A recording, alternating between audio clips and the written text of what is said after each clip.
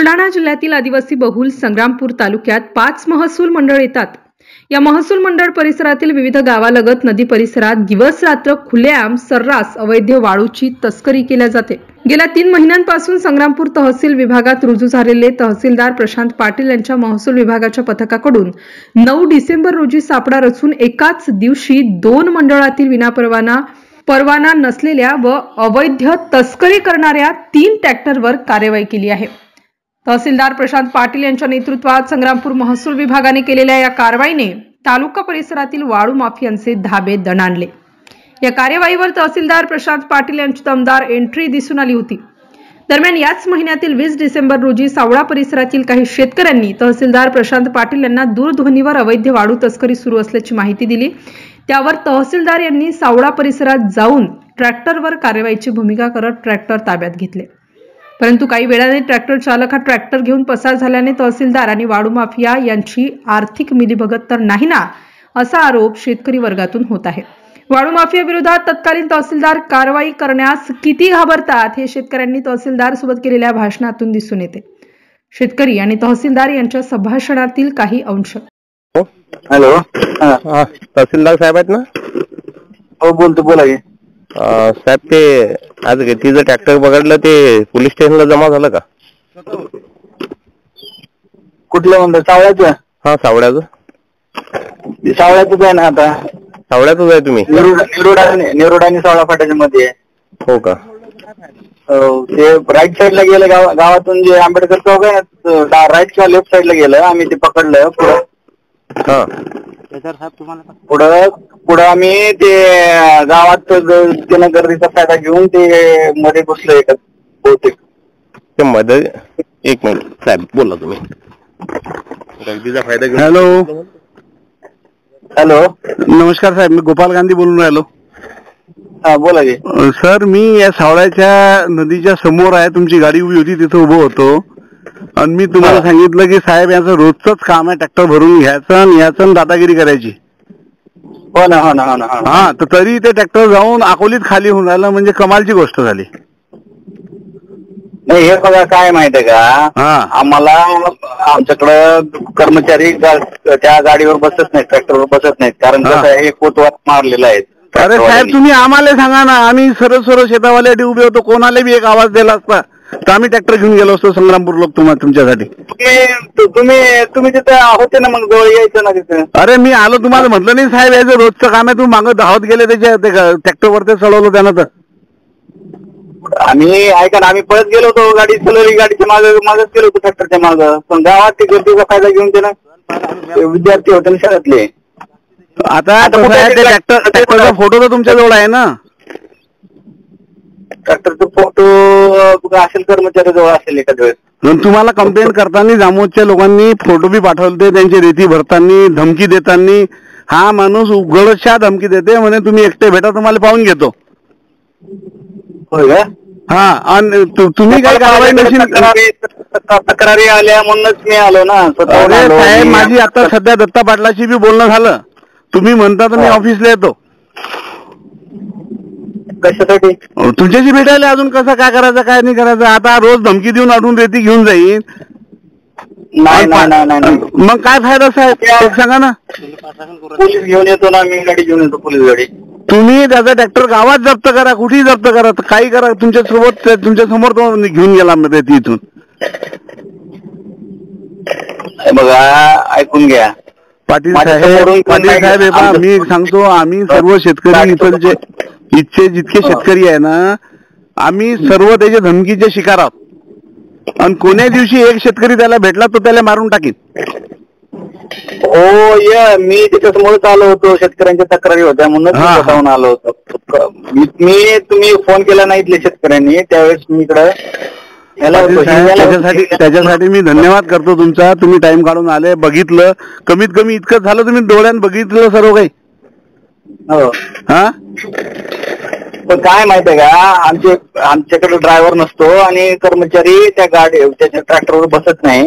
आम्हाला पोलीस स्टेशनला गाडी नेताना ती पाठीमागच गाडीने घेतो आम्ही। माझी गाडी पाठीमागं होती, त्याची गाडी पुढे होती, ट्रॅक्टर पुढे होतं, बरोबर आहे का नाही?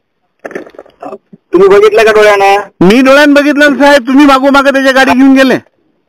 मग पळत पळत गेलो का नाही मी? पळत गेले तुम्ही. मी तेही सांगून राहिलो.